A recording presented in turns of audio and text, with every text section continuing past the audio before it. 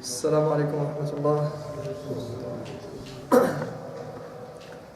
بسم الله والصلاة والسلام على رسول الله وعلى آله وصحبه ومن والاه ثم أما بعد رب اشرح لي صدري ويسر لي أمري واحلل عقدة من لساني يفقه قولي.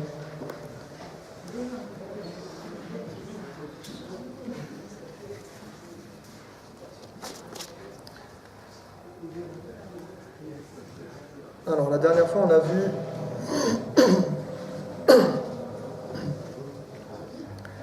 vu la partie qui concerne Wujub Siyam Ramadan bi Ru'yatil Hilal. Donc j'avais parlé de comment déterminer le premier jour de Ramadan, le début de Ramadan. J'ai parlé de la vision oculaire et du calcul astronomique et ce qu'il fallait un peu pour avoir une vision un peu globale sur le sujet.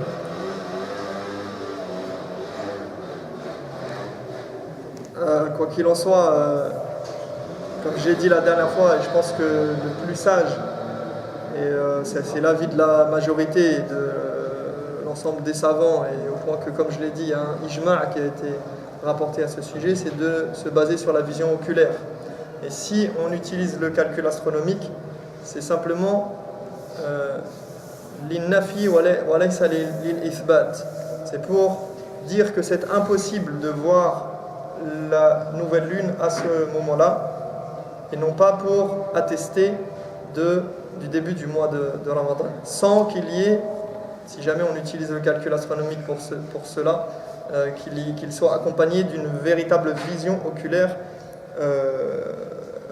pour pouvoir attester de son entrée, du début du mois. Et donc ça c'était pour ce qui est du fait quel est le jugement lorsque l'on voit la nouvelle lune, lorsqu'elle apparaît et qu'on a quelqu'un pour attester de cela. Eh bien, c'est obligatoire à partir de ce moment-là. يجب الصوم برؤية الهلال برؤية الهلال. طيب بما يثبت الشهر؟ كيف يثبت؟ Alors, on passe à un autre point ensuite qui est complémentaire de celui-ci. Donc, une fois qu'on a dit que le mois débute par le fait qu'on ait vu, par le moyen de la vision oculaire, qu'est-ce qui permet de confirmer et d'attester que c'est le mois de Ramadan? Donc, est-ce qu'on a besoin d'une instance particulière? Est-ce qu'on a besoin d'un nombre particulier de personnes? Est-ce qu'on a besoin de quoi a-t-on besoin? يقول يثبت شهر رمضان برؤية الهلال ولو من واحد عدل أو إكمال عدة شعبان 30 يوما. Donc il nous dit, le mois de Ramadan se confirme par la vue du croissant, par ne serait-ce qu'une seule personne intègre et irrécusable, ou bien après 30 jours révolus du mois de Sha'ban. Donc si Sha'ban a terminé 30 jours, on sait qu'on ne peut pas avoir 31 jours, donc forcément c'est Ramadan, on a besoin de 2 personnes pour attester de cela. Mais maintenant, si une seule personne intègre, je vais parler de ce que ça veut dire intègre dans le sens islamique du terme.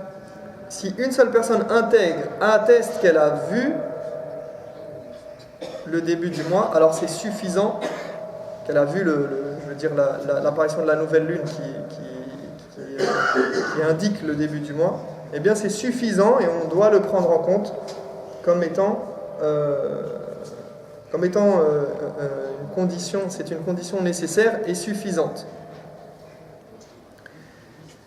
عن ابن عمر قال تراءى الناس الهلال فأخبرت رسول الله صلى الله عليه وسلم أني رأيته فصام وأمر الناس بصيامه. Selon Ibn Omar, radiyallahu anhu, les gens scrutèrent l'horizon pour voir la nouvelle lune. Donc, c'est la fin de Sha'ban, c'est le jour de doute et on attend la nouvelle lune. Et il dit, quand j'ai informé le messager d'Allah, sallallahu alayhi wa sallam, que je l'ai vu. Donc c'est Ibn Omar qui informe le prophète, alayhi wa sallam, qu'il a vu la lune. Il décida de jeûner et ordonna aux autres de faire de même. Donc le prophète, alayhi wa sallam, il s'est basé seulement sur le témoignage de Ibn Omar.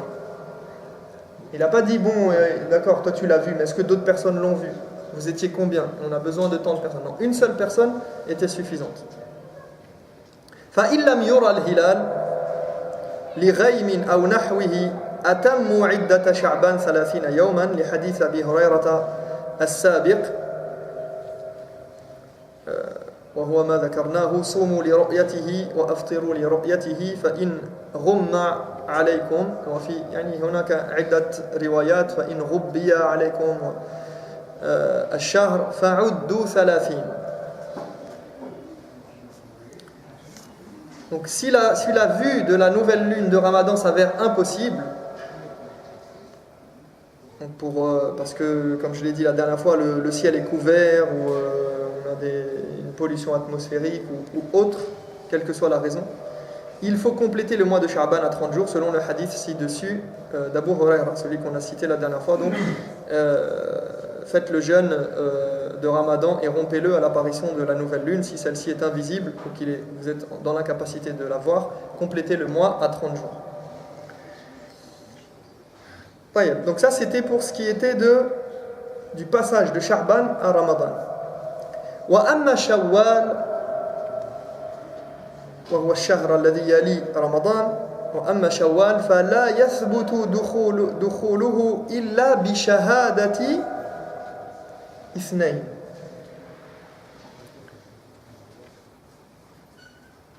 Donc là, on parlait du passage de Sha'ban à Ramadan, d'accord, la nouvelle lune qui atteste du début du mois. Maintenant, la nouvelle lune qui va attester du début de Shawwal, donc le mois qui vient juste après Ramadan.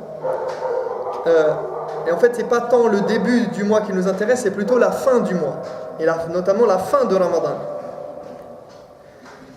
Alors ici, on nous dit, quant à la nouvelle lune de Shawwal, donc signifiant la fin du mois du jeûne, elle n'est confirmée que par l'attestation de 2 personnes intègres et irrécusables.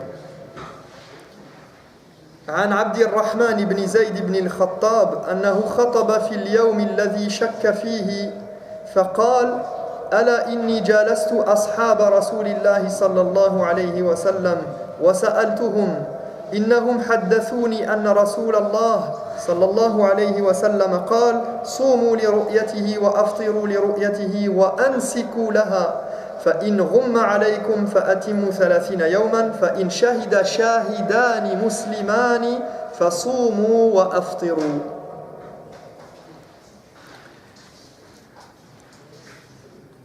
Donc on a tout d'abord le hadith selon Abdurrahman ibn Zayd ibn Khattab radiyallahu anhu, il dit lors d'un sermon le jour de la quête de la nouvelle lune, le jour où on a cherché la nouvelle lune, il a dit j'ai fréquenté les compagnons du messager d'Allah sallallahu alayhi wa sallam et lorsque je me suis renseigné auprès d'eux, ils m'ont dit que ce dernier a dit, donc que le prophète sallallahu alayhi wa sallam a dit, faites le jeûne de Ramadan et rompez-le à l'apparition de la nouvelle lune et observez les rites liés à ces occasions.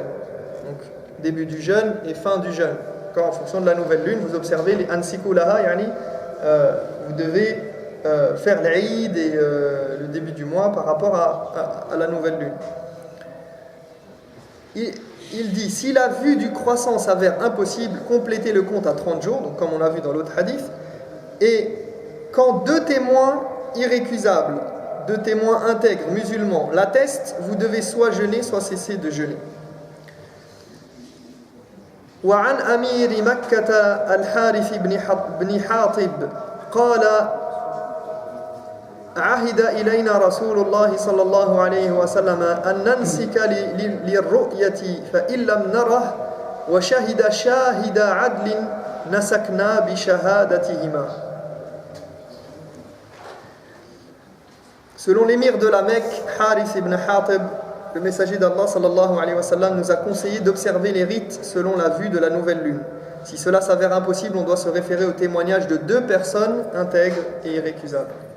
فقوله فإن شهد شاهدان مسلمان فصوموا وأفطروا في حديث عبد الرحمن بن زيد وقوله فإن لم نره وشهد شاهد عدل نسكنا بشهادتهما في حديث الحارث يدلان بمفهومهما على عدم جواز شهادة رجل واحد في الصيام والإفطار فخرج الصيام بدليل وبقي الإفطار حيث لا دليل على جوازه بشهادة واحد بتصرف من تحفة الأحوذي. يعني هذا كلام صاحب تحفة الأحوذي وهو شرح تحفة الأحوذي. شرح ماذا؟ من يعرف؟ شرح في الصيام وبداية الإفطار. لا أتكلم عن تحفة الأحوذي. هو شرح ماذا؟ شرح مشهور لسنن الترمذي وصاحبه المبارك فوري صاحب الرحيق المختوم. Donc ici on nous ramène deux hadiths pour attester de cette parole-là. Il faut savoir que c'est quelque chose sur quoi il y a un consensus chez les savants. Donc on nous dit ici que les hadiths qu'on a cités auparavant et qui nous dit que quand 2 témoins intègres l'attestent, vous devez soit jeûner, soit cesser de jeûner, de Abdurrahman ibn Zayd ibn al-Khattab. Et l'autre hadith qui dit si cela s'avère impossible, on doit se référer au témoignage de 2 personnes intègres, de Harith ibn Hatib, signifie qu'il n'est pas permis de se référer au témoignage d'une seule personne pour le début et la fin du mois de jeûne. On peut jeûner sur l'affirmation d'un seul témoin, mais la fin du jeûne n'est pas permise sur la base d'un seul témoignage. Donc ici, pour faire simple, l'idée c'est que pour attester du début du mois de Ramadan, il suffit d'une seule personne intègre. Par contre, pour attester de la fin de Ramadan, il nous faut au minimum 2 personnes. D'accord ? D'après quand on regroupe les hadiths. Donc, on doit avoir 2 personnes pour attester de la fin de Ramadan. Pourquoi ? Alors certains savants, ils avancent l'hypothèse et une sagesse. Ils disent c'est parce que donc déjà on différencie. On dit que dukhul Ramadan min bab al-khabar wa al-khuruj min Ramadan min bab al-shahada. Donc les savants du coup disent que le début de Ramadan c'est simplement une information. C'est sur base d'une information. On nous a informé qu'on a vu la lune. D'accord, même s'il faut quelqu'un d'intègre et que c'est un témoignage. Mais contrairement à la fin de Ramadan qui est sur base d'un vrai témoignage de 2 personnes. Donc, l'un c'est une information, l'autre c'est un témoignage. D'accord, c'est pour ça qu'on a besoin de 2 témoins.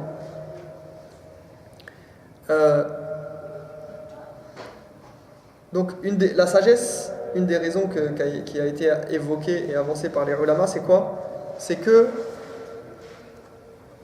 en général les gens, bon, ça dépend des gens, mais est-ce qu'ils sont plutôt pressés de commencer le jeûne ou pas pressés ?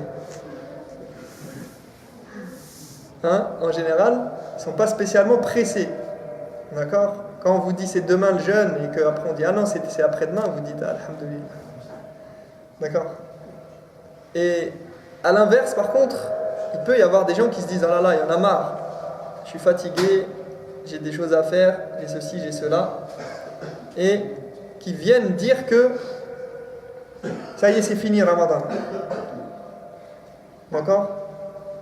Donc, pour éviter cela, c'est une des raisons éventuelles, mais quoi qu'il en soit, quelle que soit la raison, on sait qu'on doit procéder ainsi. on a besoin de 2 témoins. On a besoin quand même de 2 témoins et ça va couper court justement, ça peut éviter le fait que y ait des gens qui se hâtent et qui nous fassent passer au mois suivant sans qu'on ait réellement terminé Ramadan. على كل حال يقول تنبيه ومن رأى الهلال وحده فلا يصوم حتى يصوم الناس ولا يفطر حتى يفطروا فعن أبي هريرة أن النبي صلى الله عليه وسلم قال الصوم يوم تصومون والفطر يوم تفطرون والأضحى يوم تضحون. On termine ici ce passage par une petite précision qui est que si une personne voit la lune en étant toute seule, d'accord, admettons que quelqu'un marche dans la rue, il voit la lune, d'accord, sachant que la lune elle doit être observée quand? À quel moment du jour ou de la nuit? Hein? Le Maghreb, juste après le Maghreb. D'accord? Si quelqu'un voit la lune, la nouvelle lune, admettons qu'il y ait quelqu'un celui qui a la capacité, il voit la nouvelle lune, eh bien, il ne doit pas jeûner lui tout seul sans que les gens soient au courant et sans qu'il y ait un accord de la part des musulmans et que tout le monde se mette à jeûner. Sauf si il est tout seul, très loin des gens, dans un désert ou bien dans une campagne éloignée et qu'il n'a pas de moyen d'être avec les gens et d'avoir de communication avec les gens, ce qui aujourd'hui est très rare, encore que ça peut arriver parfois. Imaginons quelqu'un qui est dans une montagne très éloignée, qui n'a pas de communication avec les gens et qui voit la nouvelle lune et lui, il peut jeûner tout seul. Et donc ici, on nous dit d'après le hadith,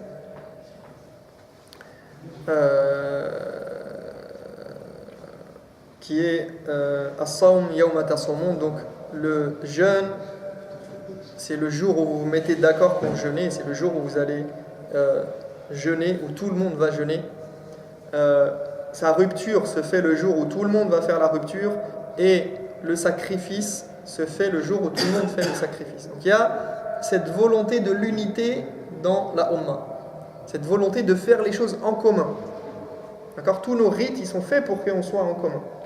Il peut y avoir des divergences, il peut y avoir des cas où l'un, comme je l'ai dit la dernière fois, il est convaincu que c'est le début de Ramadan et les autres n'ont pas commencé, mais ça doit rester des exceptions. Ou en tout cas, l'idée générale, c'est qu'on va dans le sens de l'unité. On doit aller dans le sens de l'unité et faire tout notre possible pour qu'il y ait la cohésion dans la communauté musulmane. طيب ننتقل إلى ما يلي على من يجب.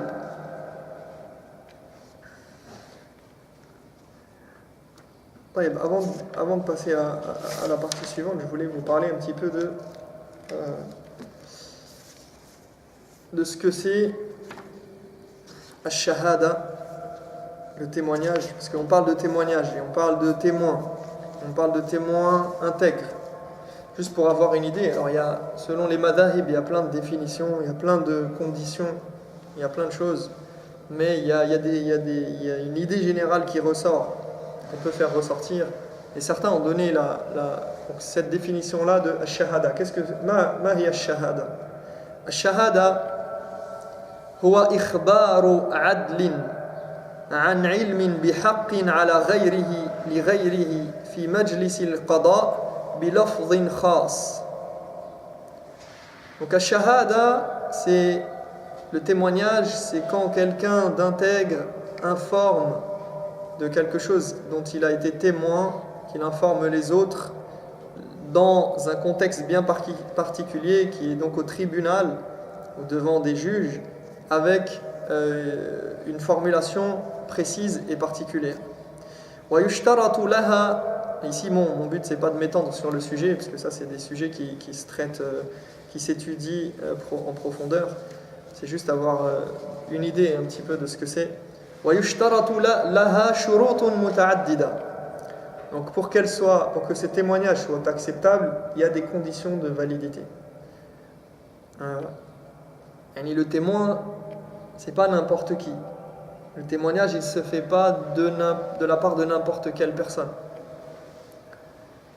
Donc, premièrement, أولاً التكليف ويراد بالتكليف هنا العقل والبلوغ فلا تقبل شهادة الصبي والمجنون. Donc premièrement, la responsabilité juridique, c'est la condition. Donc une personne, pour qu'elle soit un témoin, il faut, et que son témoignage soit valide, qu'il ait un poids auprès du juge, il faut que la personne, elle soit dans l'état qu'on appelle at-taklif. Donc at-taklif, on est tous des mukallafoun, d'accord, la majorité des gens, ils sont mukallaf, l'insan mukallaf, c'est-à-dire il porte sur ses épaules le poids de la responsabilité religieuse. Il est responsable devant Dieu par rapport à ses actes. Il est responsable de ses actes. Donc si vous voulez, c'est la personne responsable dans les termes juridiques actuels. C'est la personne qui est responsable de ses actes et responsable devant les gens et devant Dieu. Du coup, ça fait que on exige de la personne qu'elle soit douée de raison et qu'elle ait atteint la puberté. Donc on n'accepte pas le témoignage de quelqu'un qui est fou ou qui est un enfant, qui n'a pas atteint la puberté. Ou en tout cas, on l'accepte, on peut le recueillir, mais ça ne sera pas un témoignage qui aura du poids au sens où il ne pourra pas venir trancher. Donc ça c'est première condition. Deuxièmement, al-Islam. يشترط للشهادة أن يكون الشاهد مسلما. Donc on a deuxièmement, pour le témoignage, il faut que la personne soit musulmane. ثالثا الحرية. Troisièmement, qu'elle soit libre, qu'elle ne soit pas assujettie, qu'elle ne soit pas esclave de quelqu'un. رابعا العدالة. Quatrièmement, donc l'intégrité. Cette personne, elle doit être intègre. خامسا النطق. Que cette personne, elle soit capable de parler et d'exprimer ce qu'elle a à dire. Sixièmement, al-basar, qu'elle soit capable de voir, qu'elle ne soit pas aveugle. Et septièmement, ad-dabtu wa husnu sama' wal fahm. Et septièmement, le fait qu'elle soit qu'elle soit quelqu'un qui soit perspicace et qui comprenne les choses et qui ne se trompe pas. C'est pas quelqu'un qui oublie fréquemment ou qui est connu pour mélanger les choses.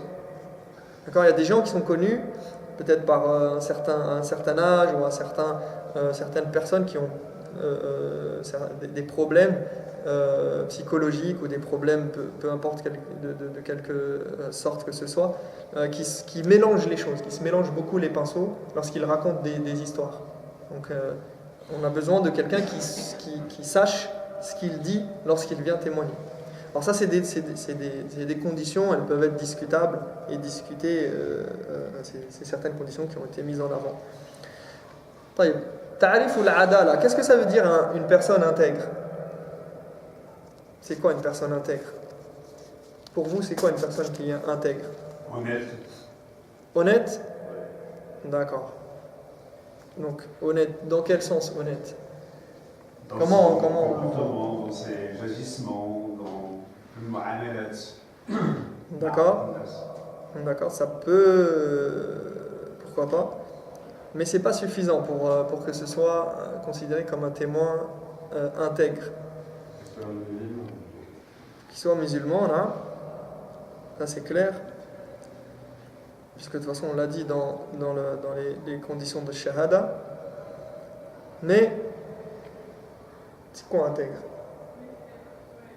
Intègre, pour les savants musulmans, une personne intègre dont on peut recueillir le témoignage, c'est pas n'importe qui peut venir faire un témoignage.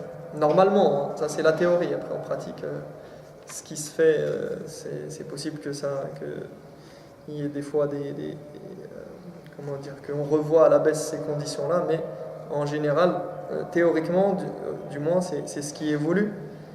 يقولون تعريف العدالة يعني من التعاريف هيئة راسخة تدعو صاحبها الاستقامة على الدين باجتناب الكبائر وترك الإصرار على الصغائر واستعمال المروءة بفعل ما يجمله وترك ما يشينه عرفا وعادة.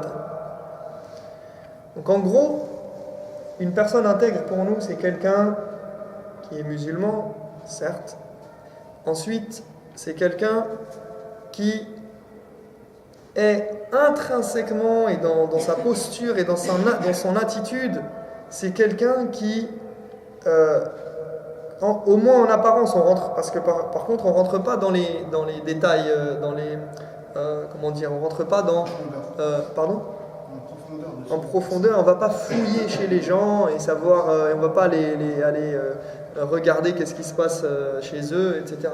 On voit en apparence, on regarde en apparence, parce qu'on ne nous est pas demandé d'aller fouiller, d'accord? C'est comme chez le boucher, quand vous avez un boucher qui vous paraît intègre justement, entre guillemets, ici, ou quelqu'un vous invite à manger, vous n'allez pas fouiller dans la poubelle pour voir d'où provient la viande et est-ce que c'est halal ou pas. D'accord? Mais parce qu'on ne va pas sinon يعني لو كان الأمر كذلك لفتحنا باب شر يعني باب الشبهات على الناس والظنون إن بعض الظن إثم.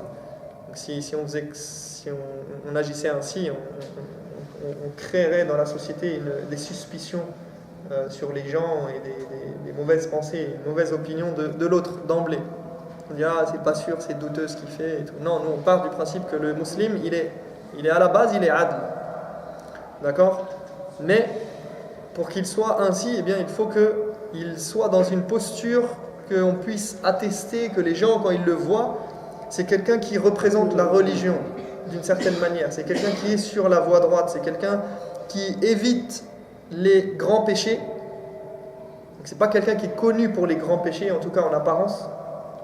C'est pas un voleur, c'est pas un menteur, c'est pas quelqu'un qui fait la fornication, c'est pas quelqu'un qui pratique la sorcellerie, c'est pas quelqu'un qui pratique ou qui fait les grands péchés. Et c'est quelqu'un qui délaisse les petits péchés d'une manière qui n'est pas constant sur des petits péchés. Et c'est aussi quelqu'un qui est doué d'une magnanimité, d'une grandeur d'âme et qui évite de faire les choses qui, dans la société, sont mal vues. D'accord? Donc voilà un petit peu ce qu'on cherche derrière un témoin, et ce qu'on entend par un témoin intègre. C'est pas le premier venu qui sort de on ne sait où et qui vient attester, en tout cas en théorie. Après, en pratique, Allahu a'lam de ce qui peut se faire. طيب على من يجب الصيام؟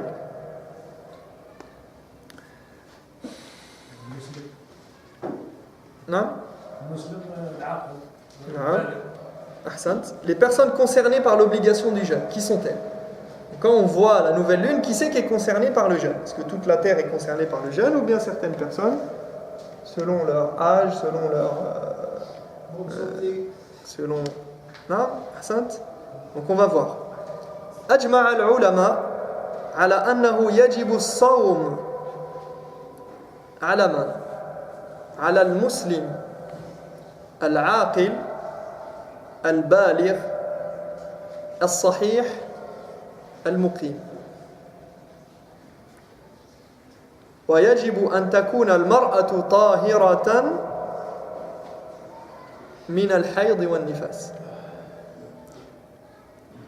Donc là, les savants de la communauté ont convenu à l'unanimité de l'obligation du jeûne pour tout musulman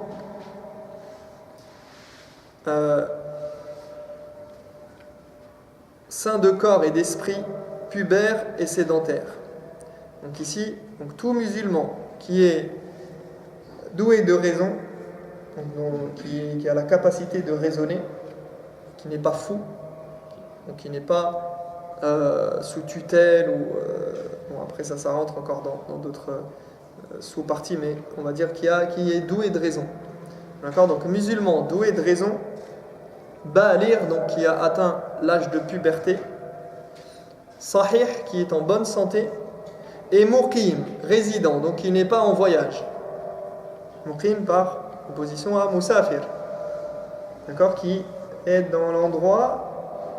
Alors muqim, ça ne veut pas dire résident, ça ne veut pas dire qu'il habite pour toujours ici. D'accord. Après, il faut aller voir qu'est-ce que ça veut dire muqim dans... c'est quoi le musafir? Quand est-ce qu'on est en voyage? Quand est-ce qu'on est considéré comme résident? Il y a des conditions également. Mais voilà les conditions pour, qui font... Ou voilà les personnes qui réunissent ces conditions, eh bien, elles sont concernées par l'obligation du jeûne. Et on rajoute pour la femme qu'elle ne soit pas en période de menstru ou de lochi. Donc un nifas, ce sont les écoulements de sang qui viennent après l'accouchement.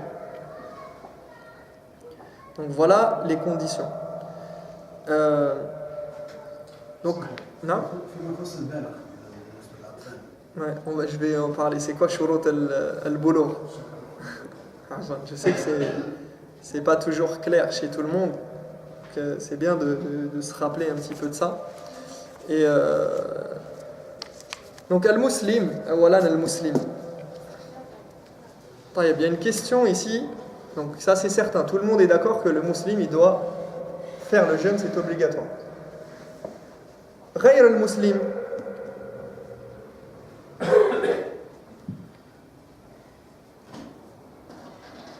هل يجب عليه الصيام?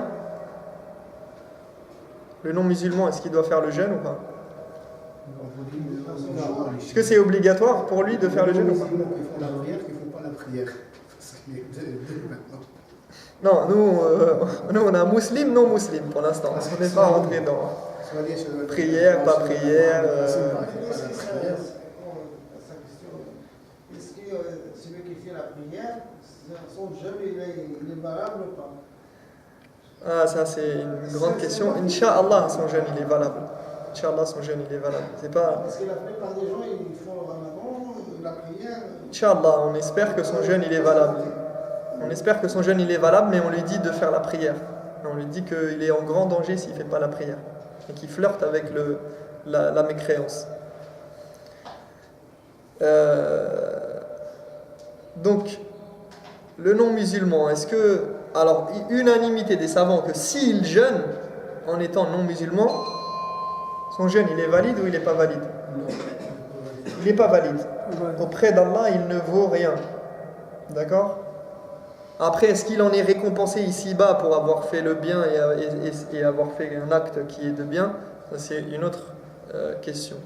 Est-ce que Allah, parce que Allah il récompense ceux qui font le bien ici-bas, qu'ils soient croyants ou non. Il les récompense ici-bas, mais dans l'au-delà, il n'y a pas de récompense pour le non-musulman. D'accord? Donc ça c'est une chose. Les savants sont d'accord pour dire que son jeûne n'est pas valable auprès de Dieu, puisqu'il n'est pas musulman.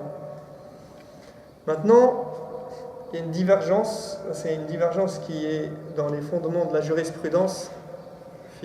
هناك خلاف في مسألة في أصول الفقه وهي مسألة هل الكفار مخاطبون بفروع الشريعة؟ هل الكفار مخاطبون بالشريعة كلها وبفروعها؟ Ça c'est une question des fondements de la jurisprudence, je ne vais pas m'étaler dessus, c'est juste pour que vous ayez une petite idée.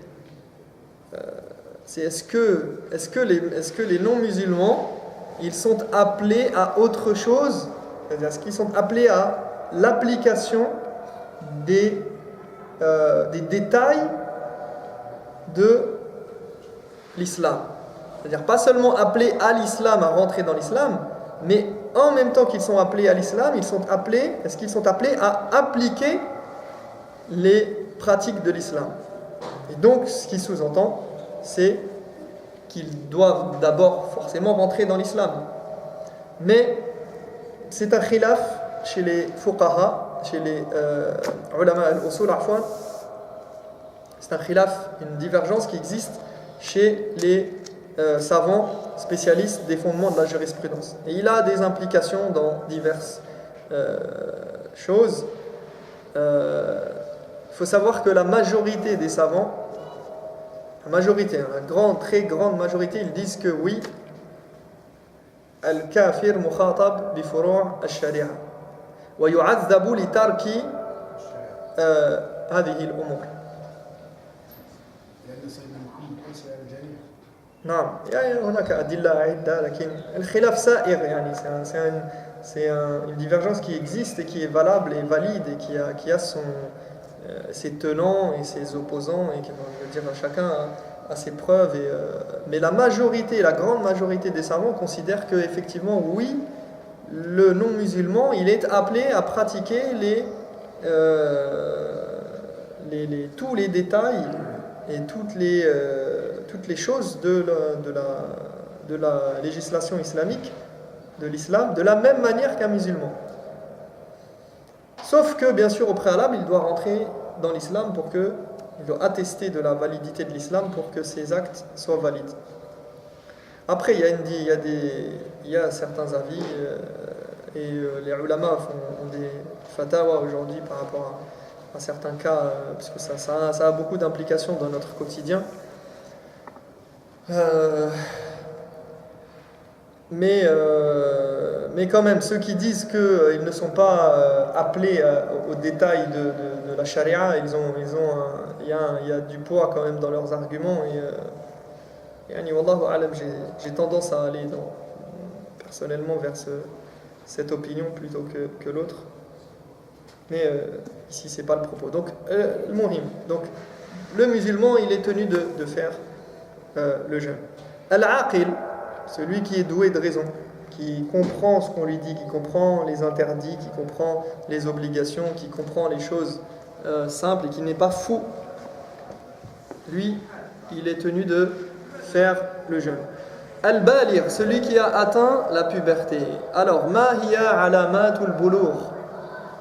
Quels sont les signes de la puberté? Qui sait?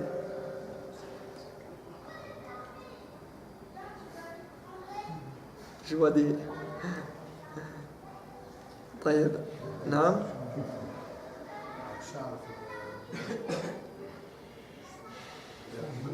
Peut-être l'âge, mais ça ne suffit pas. Non, là, ça ne suffit pas. بالنسبة للطفلة هي الحيض. ouais. D'accord. بالنسبة للذكر Alors يحصل البلوغ بواحد من أمور ثلاثة بالنسبة للذكور. Donc c'est des choses que vous avez citées entre autres. Donc la puberté est atteinte par un des trois signes suivants pour les garçons. Awalan al-ihtilam. Donc premièrement l'éjaculation, le fait qu'il y ait des écoulements de sperme. Deuxièmement nabatu sha'r al-khashin hawla al-'ana. Donc deuxièmement, les poils pubiens, le fait que la personne ait des poils, éventuellement sous les aisselles aussi, mais plutôt au niveau du pubis, donc sous la ceinture. Donc des poils. Et des poils, pas du duvet, des vrais poils. Et troisièmement, boulour, salifan boulour, khamsa asharata sana. Troisièmement, le fait d'atteindre 15 ans. Donc, si la personne jusqu'à 15 ans, elle n'a pas eu ces signes-là, elle devient pubère automatiquement à 15 ans. Non. الأسبوع اللي فات au radio, j'entends une dame qui a posé une question au savant, au radio Orion. La dame, elle a l'âge de 9 ans. Elle n'a pas fait le ramadan à l'âge de 9 ans. C'est-à-dire, elle a fait commencer par exemple à l'âge de 10 ans. Et le monsieur, à mon avis, parce que j'ai compris, moi, elle n'a pas compris bien la question, il a dit qu'il faut le faire de 30 jours. Rattraper, c'est-à-dire Rattraper de 30 jours. Pourquoi? Je ne sais pas, soit lui il a mal compris la question, comme quoi elle a vraiment boulot. Même moi, j'ai envie de le rappeler, monsieur, mais j'arrive pas. La première signification pour une fille, c'est Oui, c'est clair. Mais moi, j'arrive pas parce que j'attends une autre réponse, parce que moi j'ai des filles pour le moment des enfants. J'attends votre réponse, mais la réponse qu'il a dit, il faut rattraper les 30 jours. Il faut voir après ce que c'était le cas en particulier, mais al-muhim, c'est que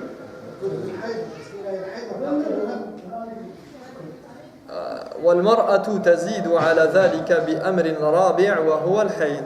Donc pour la femme, pour la fille, on a ces trois éléments-là plus les menstrues. D'accord, la venue des règles.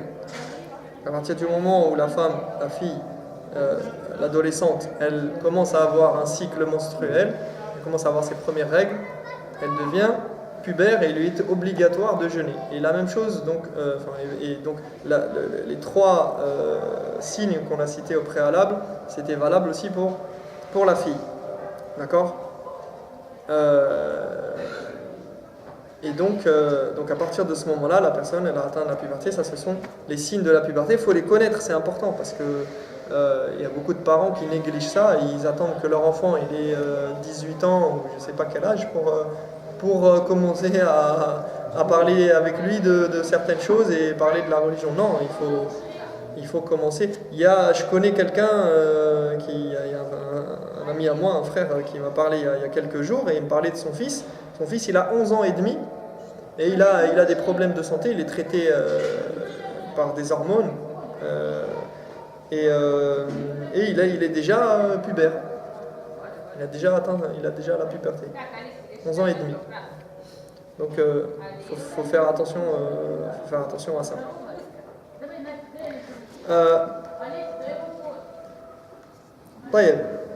Donc on a dit sahih, en bonne santé.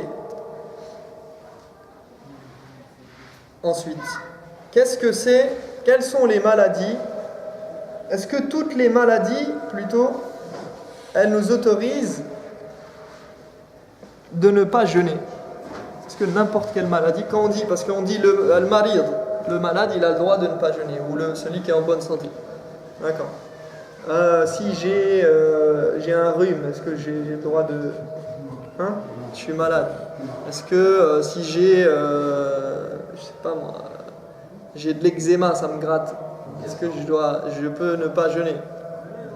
Est-ce que j'ai... Alors, c'est pas toutes les maladies, c'est pas toutes les pathologies et toutes les maladies et tous les symptômes qui permettent de rompre le jeûne et de ne pas jeûner. D'accord? Il y a des maladies sur lesquelles le jeûne n'a aucun effet néfaste. Au contraire, il est même conseillé de jeûner pour soigner ces maladies-là. Donc, il y a des maladies et d'ailleurs beaucoup de maladies même, je dirais, si ce n'est la plupart des maladies, elles peuvent être soignées par le jeûne. Ou améliorées par le jeûne en tout cas.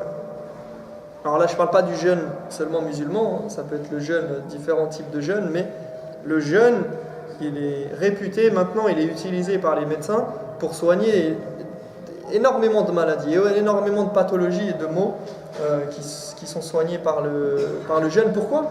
Parce que le corps, quand il jeûne, il se ressource et il n'est plus en constante animation et il n'est plus en constant effort pour dissoudre et digérer et découper toutes les substances qui viennent dans le corps. Sans parler du fait que tout ce qu'on mange aujourd'hui, c'est plein de pesticides, plein de choses mauvaises et qui viennent alourdir notre corps.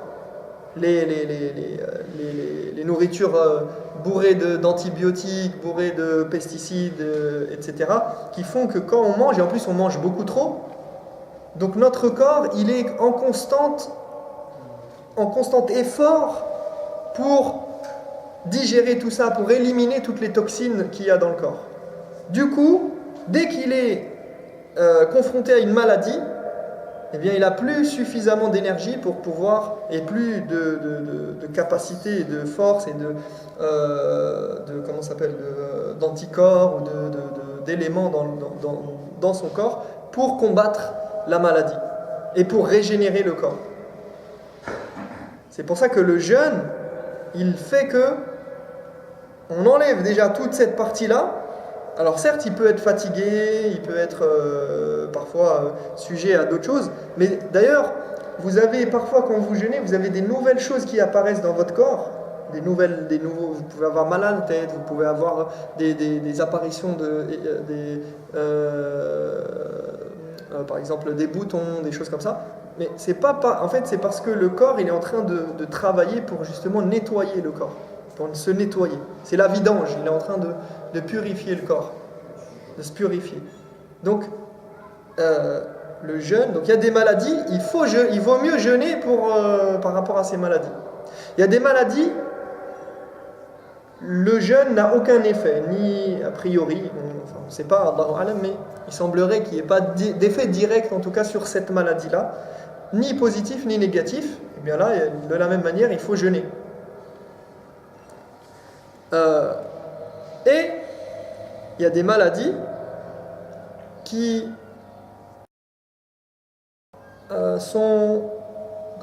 qui font que quand la personne jeûne, elle est affaiblie, c'est un peu difficile, mais c'est pas quelque chose qui aggrave cette maladie ou qui aggrave la santé de la personne. Dans ce cas, la personne, elle doit voir si elle est capable de jeûner ou pas. À elle de faire son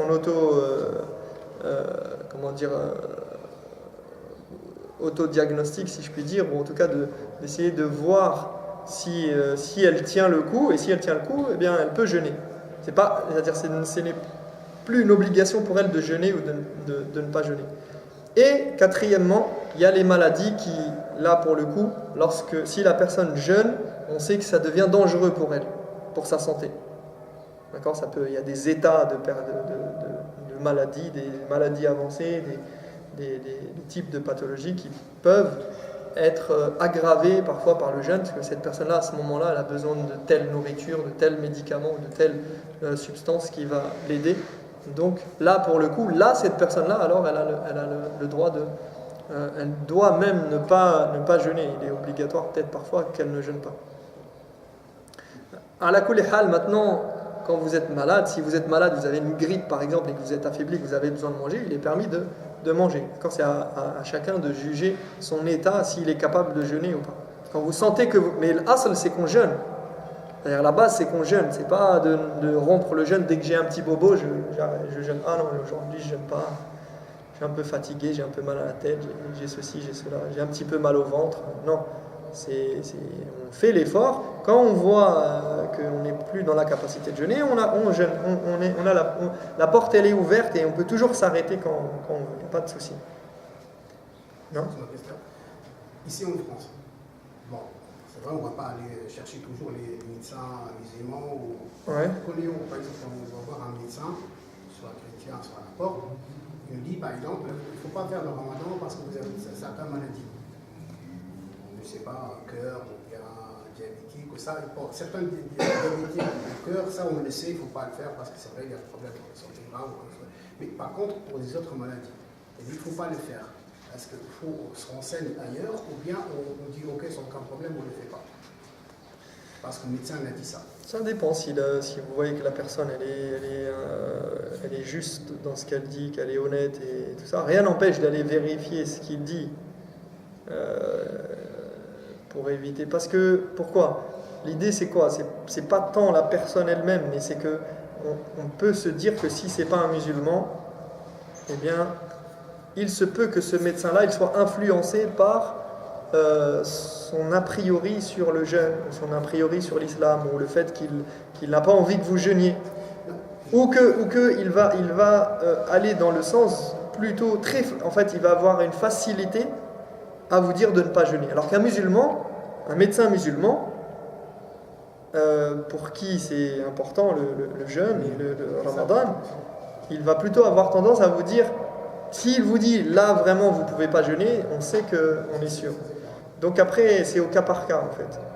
Ici nous on est en France, on ne peut pas imposer aux gens d'aller chercher un musulman pour leur faire un diagnostic. Il faut aller après se renseigner ou bien non, le médecin m'a dit. Parce que plusieurs personnes, pourquoi vous ne faites pas le ramadan? Le médecin m'a dit qu'il ne faut pas le faire parce que certains, par exemple, je ne sais pas moi, de prendre le comprimé à 8h, à 3h. Oui, après ça on peut le changer de l'heure de.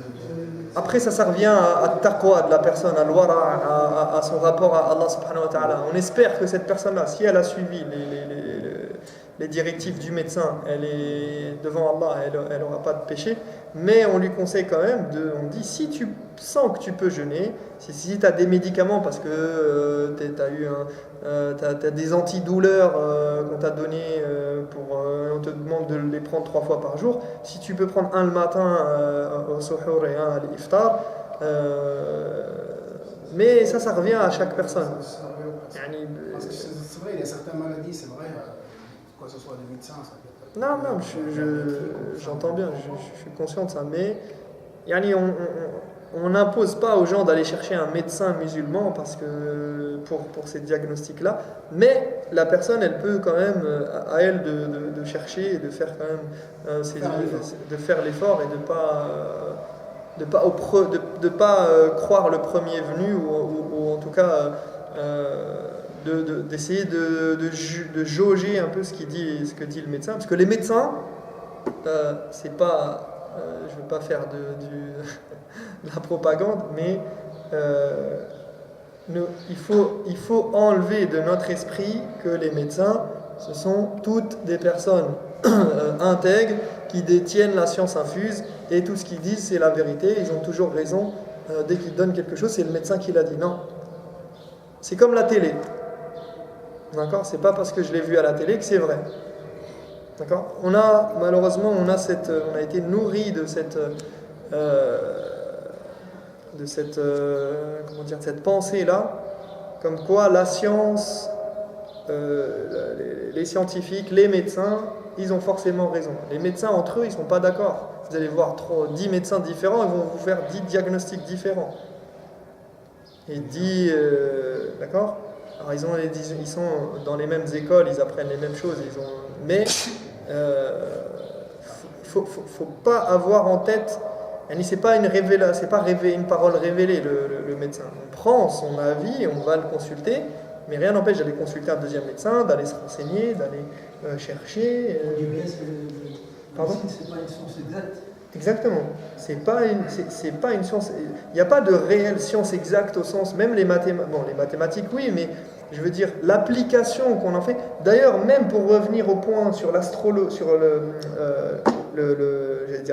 l'astronomie et le calcul astronomique, les astronomes eux-mêmes, les astrophysiciens, ils vont vous dire que c'est pas tant le calcul qui est important, parce que les mathématiques, par exemple, on est d'accord, ça va pas changer, d'accord. Il y a des règles, il y a des choses qui sont figées, qui sont fixes. Sauf que le problème, c'est l'interprétation du calcul qui va rentrer en ligne de compte. Il y a des astrophysiciens qui vont vous dire, oui, mais le calcul astronomique, il a donné ça selon tel et tel et tel critère, mais selon les critères d'un autre, ça donne autre chose, un autre résultat. Donc, il faut toujours penser que, parce que nous, on nous critique toujours dans l'islam, en nous disant, oui, mais ça c'est, quand on va parler du tafsir, quand on va parler on va nous dire, ah mais ça c'est des hommes qui ont traité, c'est l'interprétation des hommes.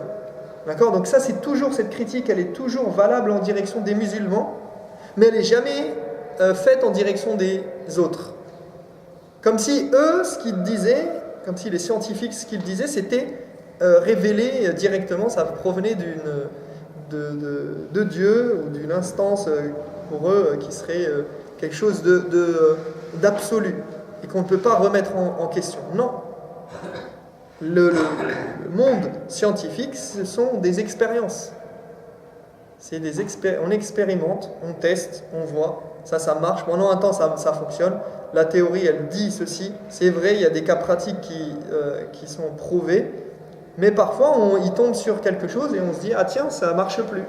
Ah non, on s'est trompé, c'était pas tout à fait ça, la théorie elle est valable jusqu'à un certain point. À partir d'un moment, il y a des choses qui vont pas. Donc on va arranger, on va essayer de trouver une nouvelle interprétation, une nouvelle manière d'envisager les choses. D'accord ? C'est valable jusqu'à un certain point. Et ça n'empêche pas je veux dire, ça ne remet pas en cause la science en tant que telle. C'est juste que il faut nous remettre en cause et changer notre vision de la science. Je termine juste avec Al-Muqim. Peut-être je reprendrai ça la semaine prochaine, Inch'Allah. Il y a beaucoup de choses à dire. Al-Muqim, donc Al-Musafir et Al-Muqim,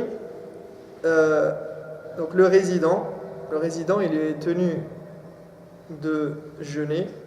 Et Al-Musafir, je sais pas, je termine ou je coupe ici. Il ne reste pas grand chose, je vais vous prendre quelques minutes. Donc, je vais y revenir. Donc, je termine le passage. Amma adamu wujub, al-an yasridu al-adilla, amma adamu wujubihi ala ghayri al-aqil al-baligh, faliqawlihi sallallahu alayhi wa sallam, rufi'a al-qalamu an thalatha. عن المجنون حتى يفيق وعن النائم حتى يستيقظ وعن الصبي حتى يحتلم. Donc il nous dit que le ramadan n'est pas obligatoire pour le fou et l'enfant, et c'est cité dans le hadith, 3 catégories de personnes ne sont pas responsables de leurs actes. Donc celui qui dort jusqu'à ce qu'il se réveille, l'enfant jusqu'à ce qu'il devienne pubère, et le fou jusqu'à ce qu'il recouvre sa raison. D'accord ? Donc ça c'est la preuve que on a besoin que la personne soit aqil baligh, qu'elle soit douée de raison et pubère.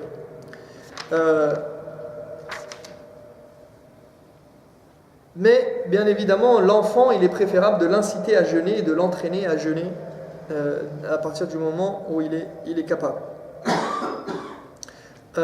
وأما عدم وجوبه على غير الصحيح المقيم فلقوله تعالى فمن كان مريضا أو على سفر فعدة من أيام أخر فإن صام المريض والمسافر أجزأهما لأن إباحة الفطر لهما رخصة فإن أخذ بالعزيمة فهو خير.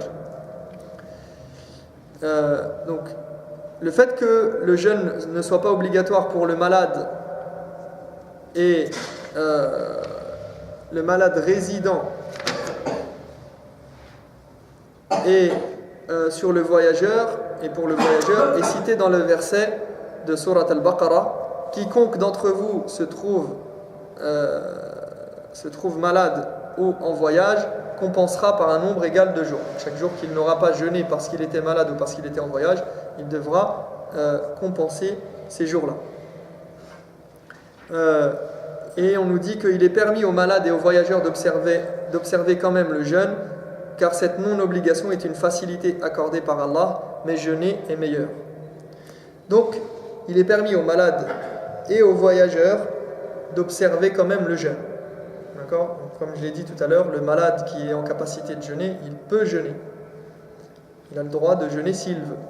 Et le voyageur également, il peut jeûner. Alors maintenant, j'en parlerai la semaine prochaine, je reprendrai ça pour pas faire trop long.